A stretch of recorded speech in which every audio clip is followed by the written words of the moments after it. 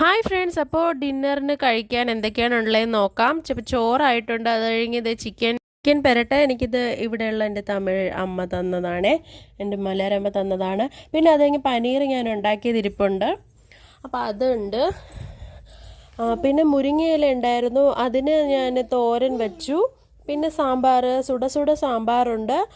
അപ്പോൾ അത് കഷ്ണങ്ങളൊക്കെ കുറവാണ്, അങ്ങനെ വെച്ച സാമ്പാറാണ്. പിന്നെ എൻ്റെ സ്വന്തം മാങ്ങാച്ചാർ. അപ്പോൾ ഇതെല്ലാം കൂടെ കൂട്ടിയിട്ടുള്ള ഒരു ഡിന്നറാണ്. അപ്പോൾ സാമ്പാർ ഞാൻ ചൂടോടെ കോരുന്നുണ്ട് ഒരു പാത്രത്തിൽ.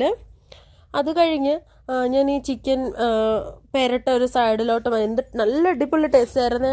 അമ്മയ്ക്ക് സ്പെഷ്യൽ താങ്ക്സ്. പിന്നെ അത് കഴിഞ്ഞ് പനീർ ഗ്രേവി മസാല ഞാൻ ഉണ്ടാക്കിയതാണ്. പിന്നെ അത് മുരിങ്ങയില തോരൻ വെച്ചിട്ടുണ്ട്.